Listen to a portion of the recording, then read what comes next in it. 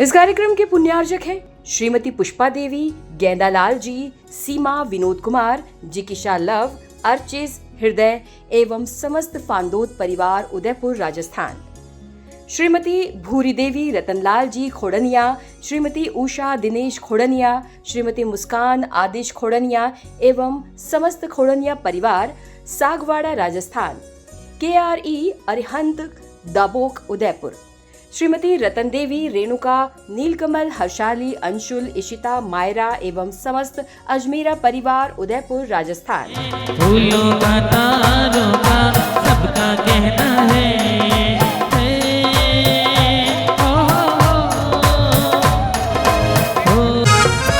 सभी लोग दोनों हाथ उठा लीजिए पूरे आनंद के साथ। अखियां भूल गई है सोना, बंधन सलोना, अखियां भूल गई है सोना। पूज्य गुरुदेव की मयूर पिच्छिका पर स्वर्ण राखी बांधने का सौभाग्य प्राप्त किया है। यहाँ से मंत्र का उच्चारण होगा और पूज्य गुरुदेव की मयूर पिच्छिका पर ओम ह्रीम रक्षाबंधन पर्वणः शुभ वेलायाम उपसर्ग विजेत्र अकंपनाचार्यादि सप्त सत महाश्रमणान नमस्कुर्वन्तः श्रमणानां श्रमण संस्कृति रक्षार्थ संकल्पं कृत्वा श्रमणानां श्रमण संस्कृति धर्मस्य धर्मात्मानां देव शास्त्र गुरुणां वा रक्षा करिष्यामीति प्रतिज्ञां कृत्वा रक्षा बंधनं करोमि। याद करे ओ चंदा।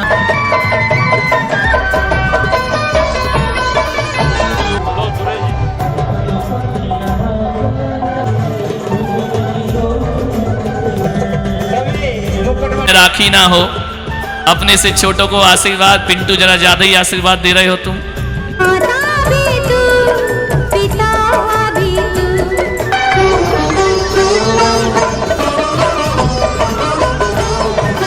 नीलकमल जल्दी फास्ट प्रवचन में हो। सभी ने एक दूसरे को राखियां बांधी हैं। प्यारी प्यारी भव्य आत्माओं, त्योहारों का देश है हमारा हिंदुस्तान है। यहां रोज त्योहार हुआ करते हैं। भारत है ये। हम लोग इस देश में ऐसे जीते हैं कि जैसे रोज हमारे घर में त्योहार हो। कभी कभी तो ऐसा हो जाता है कि सुबह सप्तमी होती है और शाम को अष्टमी हो जाया करती है। ऐसा त्योहारों का हमारा ये देश है। ये दुनिया में कहीं नहीं मिलेगा। ये अंग्रेजी कैलेंडर में त्योहार नहीं मिलते हैं। वहां तो केवल एक नया वर्ष मिला करता है मेरे भाई। लेकिन मेरे हिंदी पंचांग को उठा करके देखो, हर दिन त्योहार नजर आया करता है। ध्यान रखना, हर पल त्योहार नजर आया करता है। आज एकम है, कल भाई दूज है, परसों आका तीज है, फिर आ गई गणेश चतुर्थी, फिर आ गई ऋषि पंचमी, फिर आ गई चंदन षष्ठ, फिर आ गई मोक्ष सप्तमी, फिर आ गई जन्माष्टमी, फिर आ गई रामनवमी, फिर आ गई डोल ग्यारस, फिर आ गई बक्ष बारस और फिर आ गया दशहरा। उसके बाद आ गई 10-11, उसके बाद आ गई धनतेरस, फिर आ गई अनंत चतुर्दशी और आ गई दिवाली। बता कौन सा दिन खाली? हमारे यहाँ हर दिन त्योहार है। हर तिथि में एक त्योहार है। मान्यवर सारे त्योहार हमारे देश में। त्योहारों में हमारे अंदर एक उमंग होती है, एक नए जीवन का उत्साह होता है, संबंधों में प्रगाढ़ता आती है। हम एक दूसरे के घर में, ध्यान रखना, कोई राखी बांधने नहीं, अपनी संवेदनाओं को प्रकट करने के एक दूसरे के घर में हम दूर रहकर भी बंधे हुए हैं। ध्यान रखना, ये कच्चे धागे नहीं हैं, रिश्तों के धागे हैं। कच्चा धागा आज बंधेगा, कल टूट जाएगा, लेकिन धागों में वह ताकत होती है। यह धागा यदि कलाई में बन जाए तो दिलों के रिश्ते बंध जाया करते हैं, दिलों के संबंध बन जाते हैं। ये रिश्तों का त्योहार है। हर त्योहार में एक रिश्ता है, हर त्योहार में एक आत्मीयता है, हर त्योहार में स्नेह है। ध्यान रखिए, त्योहारों का देश। कुछ त्योहार ऐसे होते हैं जो अनादि निधन होते हैं, कुछ त्योहार ऐसे होते हैं जो किसी घटना से जुड़े होते हैं, कुछ त्योहार ऐसे होते हैं जो संबंधों से जुड़े रहते हैं। आज का त्योहार, 4 प्रकार के त्योहार होते हैं। दशहरा क्षत्रियों का होता है, वो देश रक्षा की सौगंध उठाया करते हैं, शस्त्र पूजा किया करते हैं। दशहरा क्षत्रियों का त्योहार है, ध्यान रखना। दिवाली वैश्यों का त्योहार है, ध्यान रखना। जितने भी वैश्य समाज हैं, वर्ण व्यवस्था वेदों में दी गई है, आगमों में दी गई है, शास्त्रों में दी गई है। वैश्यों का त्योहार दिवाली होती है और ब्राह्मणों का त्योहार रक्षाबंधन होता है और शूद्रों का त्योहार होली हुआ करता है, ध्यान रखना है। मान्यवर, आपसे निवेदन है, 4 त्योहार हैं, 4 वर्ण हैं हमारे जीवन। ये चारों त्योहार किसी ना किसी घटना से जुड़े हुए हैं। मैं चारों की घटना की व्याख्या नहीं करूंगा। रक्षाबंधन ऐसा त्योहार है, वैदिक परंपरा में भी है और जैन परंपरा में भी हुआ करता है। हर धर्म, हर मजहब इस त्योहार को स्वीकार करता है। यह आत्मीयता का त्योहार, ये स्नेह का त्योहार। भाई बहन का कब से बन गया मुझे नहीं मालूम, लेकिन हजारों वर्ष, लाखों वर्ष पहले उठा करके देखो इतिहास को, तो एक घटना ऐसी घटती है इस देश में कि एक होता है ये संसार, ये जगत, उस जगत में रहता है कोई भगत। ध्यान रखना, जगत और भगत का कभी मेल नहीं हो पाया इस धरती पर, ध्यान रखना। क्योंकि जगत साधनों में जीता है और भगत साधना में जिया करता है, ध्यान रखना। ये जो नीचे बैठा है ये सब जगत है और जो ऊपर बैठे ये सब भगवान के भगत हैं, ध्यान रखना। मान्यवर, दोनों बैठे हुए हैं, जगत भी है और भगत भी है। तुम साधनों में जीते हो, हम साधना में जिया करते हैं, ध्यान रखना। अंतर ज्यादा नहीं है, एक बात याद रखना। आपसे मैं निवेदन करना चाहता हूं, जब भी कोई भगत इस जगत में आता है, जगत उसे प्रताड़ित किया करता है, ध्यान रखना है। जगत ने उसे परेशान किया है, मीरा आती है तो जहर दे दिया जाता है, ध्यान रखिए। आपसे मेरा निवेदन है, जब राम जैसे भगत आते हैं तो वनवास दे दिया जाता है। जब सीता धर्म के रास्ते पर चलती है, अग्नि परीक्षा देना पड़ती है, राम उसे वनवास में छोड़ दिया करते हैं। जब कोई अंजना आती है धरती पर, 22 वर्ष का वनवास मिला करता है। मान्यवर, आपसे मेरा निवेदन है, इतिहास को उठा करके देखो। जब कोई जगत में भगत आया, जगत ने उसे प्रताड़ित किया। कोई जीसस आते हैं, जगत उन्हें सूली पे चढ़ा दिया करता है। कोई पारसनाथ आते हैं, जगत उन पर उपसर्ग किया करता है, ध्यान रखना। मान्यवर, मैना सुंदरी पर उपसर्ग हुए, चंदन वाला भरे बाजार में बेच दी जाती है, ध्यान रखना। जब सत्य के मार्ग पे चलोगे, दुनिया तुम्हारी विरोधी हो जाएगी, ध्यान रखना है। आपसे निवेदन करता हूं कि जब इस धरती पर सूरज आता है, जब इस धरती पर सूरज आता है, जो कमल की तरह होते हैं वो खिल जाते हैं। और सूरज के आने से उल्लुओं को बड़ी परेशानी हो जाया करती है, क्योंकि उन्हें सूरज के प्रकाश में दिखाई नहीं देता है। कमल खिल जाते हैं, उल्लू अंधे हो जाते हैं सूरज के आते ही, ध्यान रखना। जब सत्य आया, लोगों ने सत्य का विरोध किया। मैं आपसे निवेदन करता हूं कि सारी दुनिया झूठ की समर्थक है या सत्य की समर्थक है? मान्यवर, सत्य सूली पे लटकता है। और जितने लोग खड़े खड़े देखते हैं ना, वे सत्य के समर्थक होते तो सत्य को कभी सूली नहीं मिलती। आदमी झूठ का समर्थक हुआ करता है, ध्यान रखिए। आदमी असत्य की कोटि में बैठा है। वो जब 1000 असत्य खड़े हों और एक सत्य आ जाए तो लोग उसे फांसी देने को तैयार हो जाया करते हैं। आपसे निवेदन है,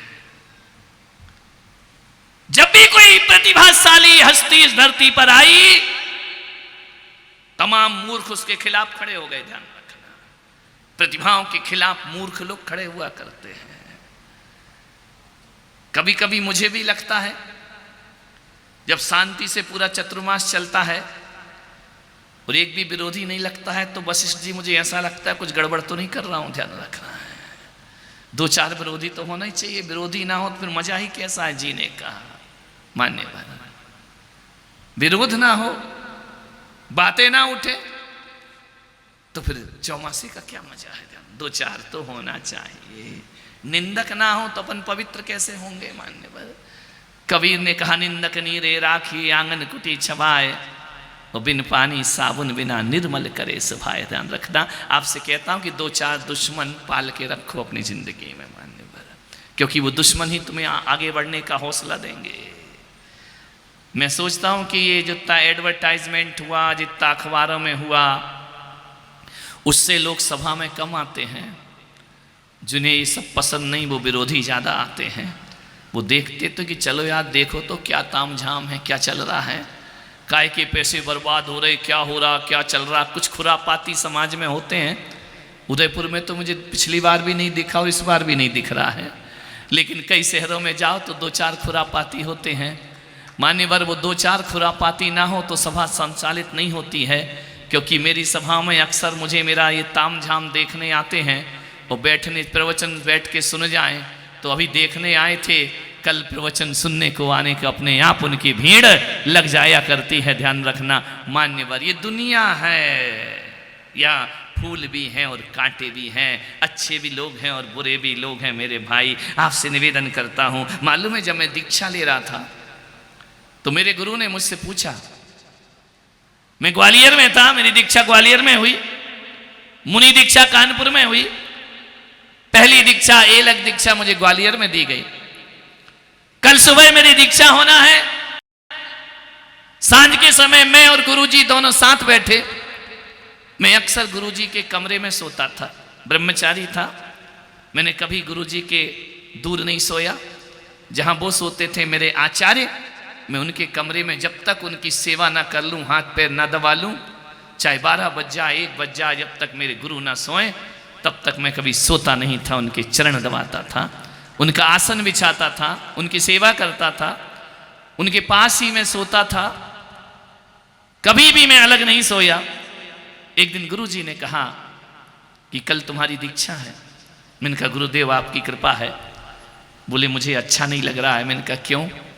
बोले कल से मेरे कमरे में कौन सोएगा, मेरा आसन कौन बिछाएगा? मैंने कहा मैं मुनि बनकर करूँगा। बोले नहीं, मुनि की अपनी मर्यादा होती है और ब्रह्मचारी की अपनी मर्यादा होती है। कल से तुम्हें अलग बैठना पड़ेगा, नीचे के कक्ष में बैठना पड़ेगा, साधुओं के साथ बैठना पड़ेगा, मेरे साथ नहीं बैठ पाओगे तुम। मैंने कहा गुरुजी हमेशा जीवन में पास रहूं या दूर, आपके चरणों में मेरे चित्त हमेशा निवास करते रहेगा। ध्यान रखिए।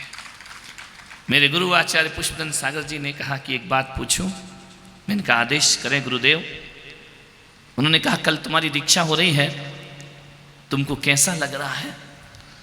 मैंने कहा महाराज मुझे ऐसा लग रहा है जैसे सूरज की गर्मी से तपते हुए तन को शीतल चंदन की छाया प्राप्त होने जा रही है। मेरा सौभाग्य जागृत होने जा रहा है। बोले तुम्हें मालूम है तुम मेरे से दीक्षा लोगे, मेरे पास ज्यादा नहीं रहोगे, मेरी आज्ञा से तुम्हें विहार करना पड़ेगा। मैंने कहा मैं आपके चरणों में ही रहूंगा, कहीं नहीं जाऊंगा।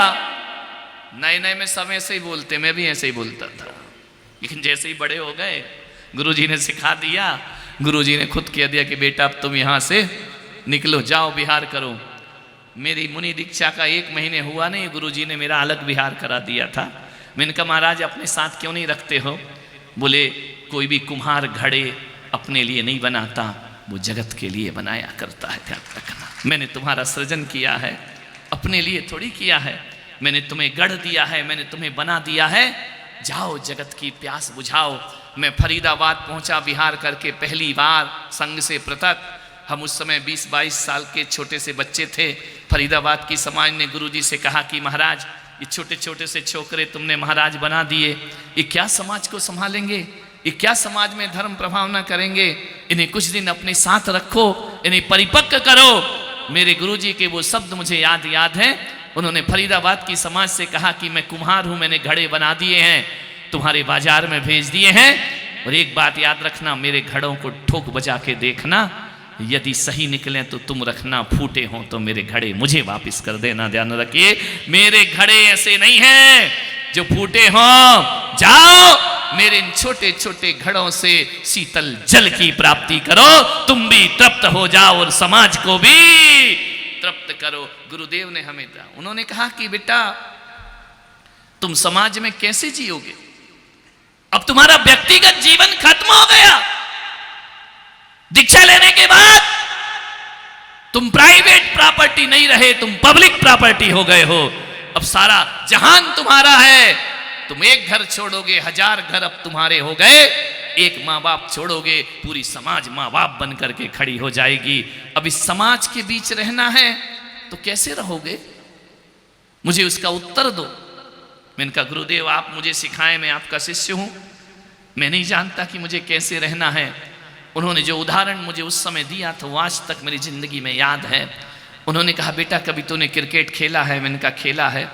तो बोले जो बैट्समैन होता है वो अकेला होता है, वो 12 फील्डर जो होते हैं उसे आउट करने के लिए खड़े रहते हैं, ध्यान रखना है। उस मैदान में चाहे कोई भी हो, विकेट कीपर हो, एम्पायर हो, वो तैयार है इशारा करने को। दूर दूर जो फील्डिंग जमी है, एक बात याद रखना बेटा, जिसके हाथ में बॉल जाएगी वही तुम्हें आउट करने को तैयार खड़ा है। ये संसार है, ये दुनिया है, जहां जाएगी गेंद वो चाहेगा इसे आउट कर दूं। मेरे शिष्य हो, जाओ और 1000 जो फील्डर खड़े हैं, 12 फील्डर, उनके बीच जाकर रन बना के नहीं, शतक बना के आना तो मेरे शिष्य का तुम्हें दर्जा। विरोधियों के बीच रन बनाना है। और तुम्हारे समर्थक में जो हैं वो बाहर स्टेडियम में बैठे ताली बजाएंगे, समर्थक एक भी आसपास नहीं होगा। क्रिकेट के मैदान में देखना जितने लोग खड़े हैं वो सब आउट करने के लिए खड़े हैं, ध्यान रखना। ये संत की साधना है, हर कोई तुम्हें आउट करेगा। होशियार होकर रन बनाना, ऐसे रन बनाना कि लोग मुझे आकर कहें कि देखो गुरुदेव आपके शिष्यों ने धर्म का झंडा गाड़ दिया है, ध्यान रखना है मान्यवर। ये जिंदगी है, हर कोई आउट करेगा, ध्यान रखना। जो भी है वो सोचेगा आउट करो। चाहे समाज के कार्य हो, संत सेवा हो, हर कोई टांग खिंचाई की सभा कुछ नहीं करता है। पाप में सब समाज एक हो जाती है, धर्म में समाज अलग अलग हो जाया करती है। ये मानवीय स्वभाव है, मान्यवर। हर कोई आउट करेगा। मैंने कहा गुरुदेव होशियार खिलाड़ी बनूंगा और 1-2 रन नहीं, चौके छक्के लगाकर लौटूंगा, ध्यान रखना मान्यवर। 17 साल तो यहाँ आए हो गए, 17 साल बाद आया हूँ, 30 साल मुझे इस फील्ड में हो गए। ये मेरा सौभाग्य समझूं या मेरी किस्मत समझूं, और किसी का तो मुझे नहीं मालूम, मैं किसी पे बोल भी नहीं सकता हूँ। लेकिन इस 30 साल में एक भी शिकायत किसी समाज ने मेरे गुरु से मेरी जाकर के नहीं की है, ध्यान रखना। मैं समझता हूँ यही मेरी सफलता है, यही मेरी गुरु भक्ति है। और जहां जहां के लोग मेरे गुरुजी के पास जाते हैं कि चातुर्मास दे दो, और वो कहते हैं यदि पुलक सागर को ले जा रहे हो जाओ, सोचने की जरूरत नहीं, धर्म की गंगा बहेगी तुम्हारे यहां जाकर के। उन्हें इतना विश्वास है, ये विश्वास अर्जित करना पड़ता है मान्य। सच के पीछे 1000 दुश्मन है मान्यवर। सुरक्षा कांच की करना पड़ती है या हीरे की? बोलिए, हीरे की करना पड़ती है ना। लाख सोना बन जाओ, लाख सोना बन जाओ, मगर ये याद रखना हर खरीदार परखता जरूर है, ध्यान रखिए। बिना परखे कोई सोना नहीं लेता। और ये हजारों की जो भीड़ आ रही ना, ऐसे नहीं आ रही है। 17 साल से तुम भी मुझे परख रहे मेरे भाई। जब तुम्हें लगा कि सही है तो ये महफिल सजाई जाती है, ध्यान रखना। आपसे निवेदन, एक सच्चा भगत जगत की परवाह नहीं करता है। दुर्जन यदि दुर्जनता नहीं छोड़ता है तो सज्जन को अपनी सज्जनता नहीं छोड़ना चाहिए मेरे भाई। यदि जिस दिन सज्जन सज्जनता छोड़ देगा, दुर्जनों का राज्य हो जाएगा इस धरती पर, ध्यान रखना है। सज्जन, एक बात आपसे निवेदन कहता हूं कि कुछ करो या ना करो, अपने जीवन में गलत को गलत कहने की ताकत जरूर पैदा करो, ध्यान रखना है। गलत को गलत करिए, जो गलत है उसका पुरजोर विरोध करिए, जो सच है। नहीं तो गलत का यदि आप समर्थन करेंगे तो झूठ का बोलबाला सारे संसार में हो जाए। जो गलत है उसका जम के विरोध होना चाहिए। निवेदन है, उज्जैनी नगरी, वहां का राजा श्री वर्मा, उसके 4 मंत्री, ध्यान रखना बर्बादी इन्हीं से होती है। जो जितना राजा होता है, ऊंचे पद पे होता है ना, वो कान का कच्चा होता है। किसी ने आया ये बात कह दी, किसी ने आया वो बात कह दी, किसी ने ये बात कह दी। और एक बात याद रखना, जब एक झूठ 100 बार बोला जाता है ना तो सच जैसा लगने लगता है। ध्यान रखिए, हम मनुष्य हैं, एक झूठ 100 बार बोलोगे वो सच लगेगा। विचार करें, 4 मंत्री थे और उज्जैनी नगरी में 700 मुनियों का संघ आया, अकंपनाचारी का। चारों मंत्री मुनियों के विरोधी थे, मुनियों के समर्थक नहीं थे। जैन साधुओं ने अच्छे नहीं लगते थे, लेकिन बलि, नमुची, बृहस्पति, प्रहलाद, ये 4 मंत्री, इन्होंने राजा को भरना शुरू किया कि 700 साधुओं का संघ आया है। राजा ने कहा आया है श्री वर्मा, जिन भक्त था उसने घोषणा कर दी कि जाओ पूरा राजधानी उन संतों का सत्कार करे, सम्मान करे, बहुमान करे। हमारा समाज वो समाज है जो सम्राटों के सिंहासन नहीं, संतों के चरणों की पूजा किया करते हैं, माथा झुकाया करते हैं। राजा ने आदेश किया सभी चलो दर्शन के लिए, सभी चलो वंदना के लिए। 4 मंत्री को भी लेकर के गए। मंत्रियों के अंदर विद्वेष था, मंत्रियों के अंदर द्वेष था, मंत्रियों के अंदर धर्म से कोई परवाह नहीं थी। उन्होंने कहा ये 700 लोग, जाकर के प्रणाम किया राजा ने, मंत्रियों ने भी प्रणाम किया। अकंपनाचार्य ने कहा आज अशुभ तारा टूटा है। 700 साधुओं को कहा कि मौन रहना, कोई भी मंत्रियों से विवाद नहीं करना, क्योंकि जिस हमारे पास सत्य है और उसके पास सत्ता है, और जिसके पास सत्ता होती है उसके पास ताकत हुआ करती है। ध्यान रखिए, अपने धर्म की रक्षा करना है, अपने धर्म को बचाना है। एक भी साधु, एक आचार्य की आज्ञा है, कोई मुंह नहीं खोलेगा। चारों मंत्री पहुंचे, वाद विवाद किया साधुओं से, साधु मौन। उन मंत्रियों ने कहा महाराज इन गुरु के चेले हो आप, जिनके मुंह में जुबान नहीं है। अरे ये मूर्ख हैं, धूर्त हैं, इनके तन पे कपड़े नहीं है, कोई सत्यवादी नहीं है, इनको कुछ नहीं आता है, जानवरों की तरह असभ्य होकर घूमा करते हैं।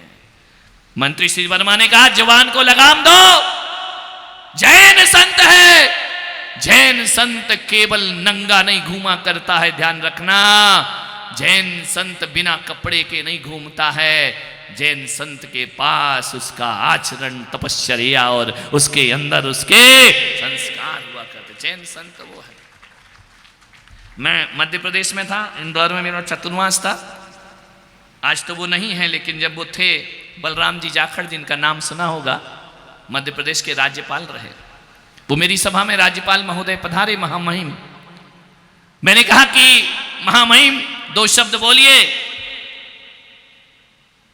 उन्होंने इतने प्यारे शब्द बोले।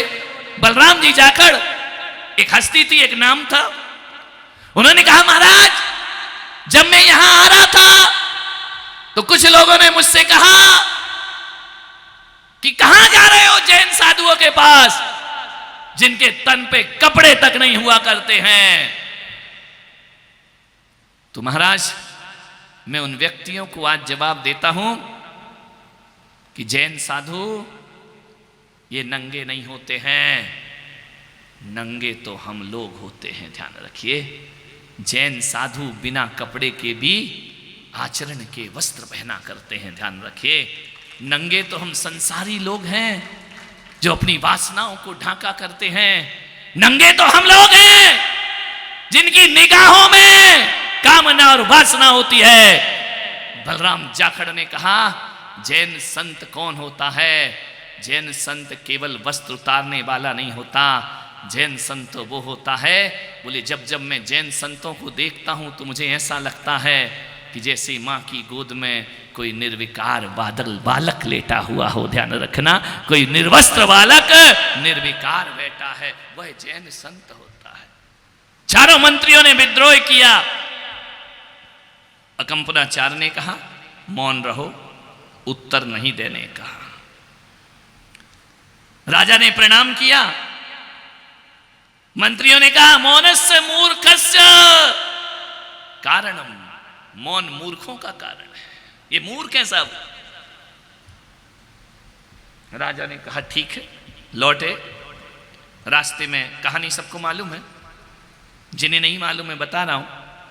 एक सुरसागर नाम के मुनि आहार लेकर लौट रहे थे। रास्ते में राजा पहुंचे, राजा ने वंदना की। चारों मंत्रियों ने कहा क्या आता है तुमको? लेकिन श्रुत सागर को यह पता नहीं था कि मेरे गुरु ने मेरे मौन दिया है। वह श्रुत का सागर था, वह आगम का सागर था। श्रुत सागर साधारण मुनि नहीं, न्याय प्रमाण और निक्षेप का ज्ञाता श्रुत सागर। जब चारों मंत्रियों ने शास्त्रार्थ किया, उनकी एक पीढ़ी नहीं, 10 पीढ़ी नहीं, उनकी हजार हजार पीढ़ियों की बखिया उधेड़ दी श्रुत सागर ने अपने आगम के माध्यम से, शास्त्रों के माध्यम से। एक एक हजार प्रश्न के उत्तर एक शब्द में देने वाले आचार्य श्रुत सागर ने जब ये किया, चारों मंत्री लज्जित हो गए। ध्यान रखना, मैं आपसे निवेदन करता हूं, मूर्खों से विवाद नहीं करना चाहिए कभी जिंदगी में। ज्ञानी से विवाद करो तो कुछ हल निकलता है, मूर्खों से शास्त्रार्थ करना नहीं चाहिए। लेकिन श्रुत सागर ने गलती की, उसने मूर्खों से शास्त्रार्थ कर दिया। कोयल यदि कौओं के बीच बोलेगी तो मारी जाएगी। ध्यान रखना है, कोयल को यदि जीना है तो कौओं के बीच में मौन रहना बहुत जरूरी होता है। ध्यान रखना। लेकिन श्रुत सागर को पता नहीं, वाद विवाद हुआ, परास्त किया चारों मंत्रियों को। विद्वेष की ज्वाला भड़क गई। श्रुत सागर गुरु के पास पहुंचे। गुरु ने कहा क्यों? बोले महाराज, गुरुदेव, सब विधर्मियों को परास्त करके आया हूं। आचार्य ने कहा तुमने बहुत गलत किया, वो योग्य नहीं है, अयोग्य से तुमने विवाद किया है, संवाद किया है, तुम दंड के अधिकारी हो। उसने कहा गुरुदेव मुझे नहीं पता था। बोले नहीं, जाओ, तुम यदि संग में रहोगे तो 700 मुनियों पर कष्ट पड़ेगा। जाओ, जहां विवाद किया है वहीं जाकर आज रात सामायिक में रहना, समता में रहना और जैन तत्वों का चिंतन करना। वहां खड़े होकर पहुंच गए। गुरु आज्ञा, जो गुरु आज्ञा दे वह शिरोधार्य हुआ करता है। मान्यवर, समय हो रहा है, जल्दी समेटूंगा मैं। पहुंचे, चारों मंत्रियों के अंदर द्वेष की ज्वाला भड़क गई। उन्होंने कहा आज उसे जिंदा नहीं छोड़ेंगे। 12 बजे रात को चारों मंत्री भेष बदल के श्रुत सागर के पास पहुंचे। रात्रि में साधु मौन। यही है वो जिसने हमारा अपमान किया, हमें नीचा दिखाया, राजा के सामने हमें मौन करके रख दिया।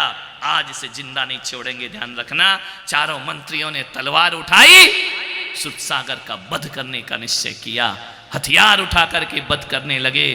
एक समय वह था जब हमारे साधु संतों पर भी प्रहार हुआ करते थे। मेरे भाई ध्यान रखना, ऐसा भी काल बीता है जब हमारा सड़कों पर निकलना मुश्किल हुआ करता था। चारों ने तलवार खींची, जैसे खींची जिन शासन देव प्रकट होते हैं चारों को कील दिया करते हैं। उन्होंने कहा रे दुष्टों, किस पर प्रहार कर रहे? एक संत पर, एक यति की हत्या कर रहे हो, एक मुनि की हत्या कर रहे हो। तुम्हें अपना भवितव्य मालूम है, होनहार मालूम है? चारों को कील दिया उस देव ने, जिन शासन देव ने। मान्यवर, सुबह तक ऐसे ही खड़े हैं, अब वो हिल नहीं सकते हैं। पुतला बना दिया चारों को। सुबह राजा को खबर लगी कि मंत्रियों ने ऐसा दुर्व्यवहार किया गुरुओं के साथ। चारों को जिन शासन देव से क्षमा मांगकर श्रुत सागर ने कहा इन दुष्टों को क्षमा करो। अरे दोस्तों को तो क्षमा सब करते हैं, जो दुश्मन को क्षमा करने की ताकत रखता है वो जैन धर्म हुआ करता है। ध्यान रखना, जो दुश्मनों को भी क्षमा करता है, मानवर शत्रुओं को भी क्षमा कर दिया करता है, वो जिन शासन हुआ करता है। ध्यान रखना, ऐसा धर्म जो बड़ों से क्षमा मांग लेता है, छोटों से क्षमा मांग लेता है, बराबर वालों से क्षमा मांग लेता है, ज्ञानियों से क्षमा मांग लेता है, अज्ञानियों से क्षमा मांग लेता है। हम तो उस धर्म के लोग हैं जहां एक इंद्री, दो इंद्री, चींटी से भी क्षमा मांगा करते हैं। ध्यान रखना, एक आबू नाम का सैनिक हुआ, एक आबू नाम का सैनिक महाराणा प्रताप की सेना में शामिल हुआ। मालूम है, दोनों हाथ से तलवार चलाया करता था। जैन सैनिक था आबू जैन, वह जब लड़ता था दोनों हाथ से तलवार चलाता था घोड़े पर बैठकर, लेकिन जैसे ही सांझ डलती थी घोड़े से उतर जाता था और उतर करके बैठकर एक आसन बिछा करके हाथ जोड़ के जिनेंद्र भगवान से कहता था, ए इंद्रिया बे इंद्रिया ते इंद्रिया, मैंने एक इंद्री, दो इंद्री, तीन इंद्री, चार इंद्री का घात किया हो, तस्मिच्छामि दुक्खड़म, मैं अपने पापों की क्षमा मांगता हूं। महाराणा प्रताप ने कहा, क्यों रे, दिन भर तो तलवार चलाता है, शाम को क्षमा मांगता है, तू कैसा धर्मात्मा, कैसा वीर योद्धा है। सेनापति आबू ने कहा कि महाराणा, जब मैं नीचे बैठकर प्रतिक्रमण करता हूं, प्रत्याख्यान करता हूं, ये मेरा आत्म धर्म होता है। वो जब घोड़े पर उठा के तलवार लेता हूं हाथ में, वो मेरा राष्ट्र धर्म हुआ करता है। ध्यान रखना, राष्ट्र धर्म अलग है और मेरी आत्मा का धर्म अलग है। ऐसे इतिहास जैनों ने रचे हैं, ध्यान रखना है। हम चींटी से भी क्षमा मांग लेते हैं, हम एक इंद्री से भी क्षमा मांग लिया करते हैं। मान्यवर, क्षमा मांगी राजा ने, जिन शासन देव ने अभिशाप से मुक्त किया उसे। राजा ने कहा, इन चारों का काला मुंह करो, गधे पर बिठाओ, चारों मंत्रियों को देश निकाला का आदेश देता हूं। चारों मंत्रियों को निकाल दिया। अब दुष्टों के साथ कितना भी दंड दो, दुष्ट दुष्टता नहीं छोड़ता। सांप को कितना भी दूध पिला लो, जब भी फण उठाएगा जहर ही उगलने का काम किया करता है। ध्यान रखना है। उज्जैन में से चले हस्तिनापुर पहुंच गए। एक राजा था पद्म, इन्होंने उनकी शरण ले ली, शरणागति में चले गए। राजा को प्रलोभन दिया। पद्म राजा का एक शत्रु था जो उन्हें परास्त करता था, हस्तिनापुर नरेश। उन्होंने, मंत्रियों ने कहा कि महाराज, हम तुम्हारे शत्रु को बांध कर लाएंगे, तुम हमें अपना मंत्री बनाओ। साम दाम दंड भेद में निपुण थे वो चारों मंत्री। राजा सिंहरथ को बांध करके पद्म राजा के चरणों में डाल दिया। छल से, बल से पद्म राजा ने कहा कि मैं तुम्हें वरदान देता हूं। ध्यान रखना है, पहले के लोग वरदान देते थे। चारों मंत्रियों ने कहा कि वरदान अभी नहीं चाहिए, उधार रखो। मान्यवर, किसी को वरदान देना ना तो ये भूल मत करना। एक तो तुम देते ही नहीं हो, पहली बात तो वो कभी देने का धोखे से मौका मिल जाए तो ध्यान रखना, तुरंत ले दे के निपटा देना। क्योंकि कभी दशरथ ने वरदान उधार रखे थे, कैकेयी के तो राम को वनवास हुआ करता है। ध्यान रखना, पद्म राजा ने भी उधार रख लिए। मंत्रियों ने कहा जब वक्त आएगा तब देखेंगे, अभी हमें वरदान नहीं चाहिए, अपने राज्य का हमें मंत्री बनाइए। जैसे ही मंत्री बनाया, संयोग ऐसा बना कि उज्जैन से बिहार करके 700 मुनिराज हस्तिनापुर पहुंच जाते। मंत्रियों ने देखा आ गए हमारे शत्रु। पद्म राजा से कहा हमें वरदान दीजिए, हमारे उधार जो पड़े हैं तुम्हारे पास। पद्म राजा ने कहा हम इक्ष्वाकु वंश के लोग हैं, हम ऋषभदेव के वंश के लोग हैं, हम राम के वंश के लोग हैं। रघुकुल रीत सदा चले आई, प्राण जाए पर साथ मैं तुम्हें वरदान देता हूं। मालूम है राजा बलि, मंत्री बलि ने क्या मांगा कि 7 दिन हम राजा रहेंगे, तुम प्रजा रहोगे। 7 दिन को हमें सत्ता चाहिए। ध्यान रखना, 7 दिन की सत्ता, 7 दिन की सत्ता हमें दे दीजिए। राजा पद्म ने कहा ठीक है, 7 दिन बाद तो मैं राजा हुई। बलि राजा बन गया। 700 मुनियों से बदला लेना है। विदेश की चिंगारी भड़की है, प्रतिशोध। ध्यान रखना, दुनिया में सबसे खराब यदि कुछ है तो प्रतिशोध सबसे खराब होता है। महावीर कहते हैं क्षमा के जल से प्रतिशोध की अग्नि को बुझा देना चाहिए, वरना ना जाने कितने जन्म हमारे एक दूसरे की मार काट में व्यतीत होते हैं। मान्य प्रतिशोध लिया। 700 मुनियों के ध्यान में बैठे थे, पूरे खाई खोद दी चारों तरफ, अभी दृश्य देखा होगा, उस पर आग जला दी। 700 मुनियों के चारों तरफ आग जल रही, धधकते हुए मांस के लोथड़े फेंक दिए। हिंसा का तांडव होने लगा, इतना धुआं कि गले रुंध गए 700 मुनियों के। 1 दिन नहीं, 2 दिन नहीं, 7 दिन तक उपसर्ग चलते रहा। 700 मुनियों के प्राण निकलने का समय आ गया। कोई मूर्छित होकर गिर रहे हैं, आहार चर्या पे नहीं उठते हैं। चारों तरफ अग्नि की बाढ़ लगी है। राजा पद्म घबरा रहा है, ये क्या हो रहा है, मैंने क्या वरदान दे दिए। धुआं ही धुआं, मांस, पशु, जीवित पशु डाले जा रहे हैं। बहुत अहिंसा करते हो हे जैन मुनियों, देखो हिंसा क्या होती है। शराब फेंकी जा रही उन पर, पत्थर फेंके जा रहे उन पर। 700 मुनिराज अपनी साधना में लीन, रुंध गए गले, आंखों में धुआं, मूर्छित हो गए। ध्यान रखना, 7 दिन तक राजा पद्म कुछ नहीं कर सका।